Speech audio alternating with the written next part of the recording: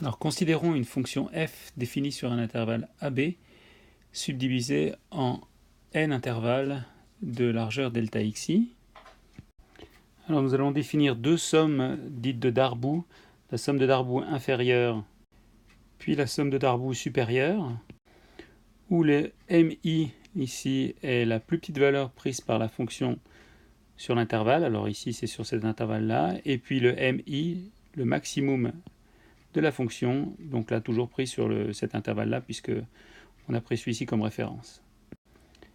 Alors la somme de Darboux inférieure, donc celle-ci, correspond en fait à l'aire des rectangles qui sont sous la courbe, c'est-à-dire ceci, et puis l'aire de Darboux supérieure correspond donc à l'aire des rectangles qui dépassent au-dessus de la courbe, donc c'est-à-dire celle-ci.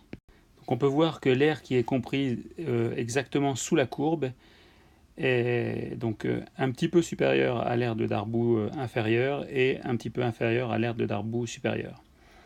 Et on comprend assez rapidement que lorsque n tend vers l'infini, alors ici, donc si n tend vers l'infini, ces valeurs-là, les delta xi qu'on a pour la largeur de chaque intervalle, elles tendent vers 0. Donc on peut écrire ça comme ça.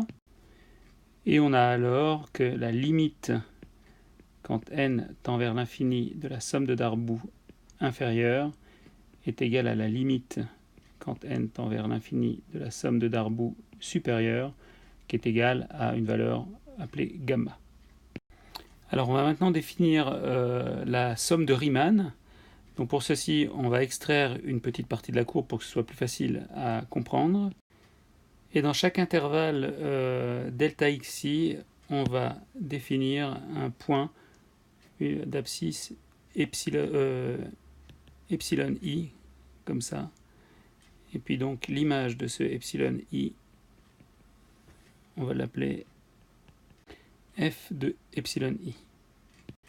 Alors, il faut encore préciser une petite chose, c'est que peu importe la largeur de l'intervalle delta xi, et puis sur chaque intervalle, on peut positionner un epsilon i, soit ici, on aurait très bien pu le prendre là, à l'extrémité ou à l'extrémité précédente, ça n'a aucune espèce d'importance pour ce qui va suivre.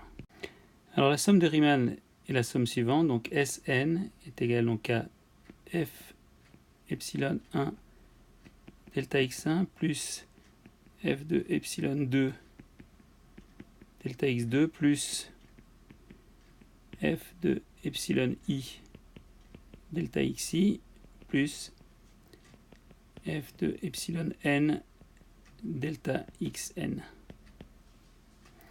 Et cette somme représente en fait l'aire de tous les rectangles qui sont, alors si on prend l'exemple du premier qu'on a tracé, celui-ci, ainsi que les autres qui sont donc aux places à côté. Alors on note Sn comme étant donc la somme pour i est égale à 1 jusqu'à n df de epsilon i delta xi. Alors dans chaque intervalle, on peut remarquer que donc f de epsilon i est inférieur au maximum de la fonction prise sur l'intervalle et au minimum de la fonction prise sur l'intervalle. Alors si on multiplie chaque terme par delta xi, donc, qui représente la largeur de chaque rectangle, donc on a, qui est une valeur positive, on obtient mi delta xi qui est inférieur à la somme, qui est inférieur à f de epsilon i fois delta xi, qui est inférieur encore à grand mi fois delta xi. Et puis si on passe à la somme, en sommant ici, on a la somme pour i est égale à 1 jusqu'à n, la somme pour i est égale à 1 jusqu'à n, et puis ici également la somme pour i égale à 1 jusqu'à n. On reconnaît ici la somme de Darboux inférieure et puis ici la somme de Darboux supérieure. Donc en passant à la limite, on obtient l'inégalité suivante. Alors maintenant, si on utilise le théorème des gendarmes, on sait que cette limite-là est égale à cette limite-là. celle-ci étant comprise entre les deux, donc on peut écrire que la limite de la somme de Riemann est égale également à gamma. Alors on remarque que si on a une infinité de rectangles, donc c'est-à-dire que si on prend n tendant vers l'infini, on a une largeur des rectangles qui devient infinitésimale, toute petite, hein, qui va tendre vers 0, et donc finalement cette valeur ici, donc la limite de la somme de Riemann, ce gamma va être exactement l'aire qui est sous la courbe. Alors nous avons ainsi l'intégrale de Riemann définie entre a et b, donc de f de x dx, qui est égale à la limite, quand n tend vers l'infini, de la somme pour i est égale à 1 jusqu'à n df de epsilon de i fois delta xi. Et quand n tend vers l'infini, ça correspond à delta xi qui tend vers 0. Alors nous avons ici le symbole d'intégration. Là et là, la borne inférieure et supérieure d'intégration. F de x, la fonction à intégrer, et dx, l'élément différentiel indiquant la variable d'intégration.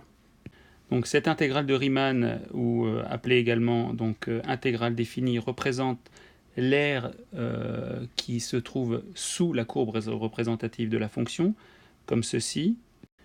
En effet, les delta xi tendant vers 0, finalement, on se retrouve à avoir quelque chose qui est exactement sous la courbe représentative de la fonction.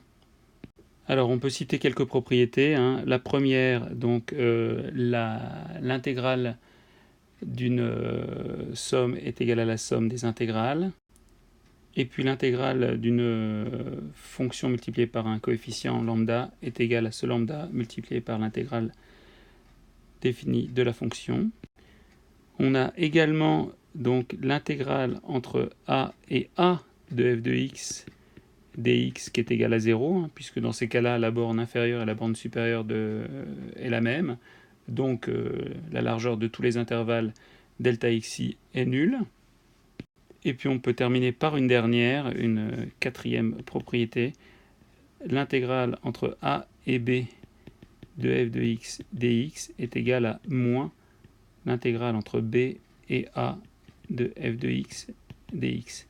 Ceci s'explique par le fait que si on parcourt l'intervalle de a à b, alors dans ces cas-là, les delta xi vont être positifs. Par contre, si on parcourt l'intervalle de b à a, dans ces cas-là, les intervalles delta xi vont avoir une valeur qui sera négative.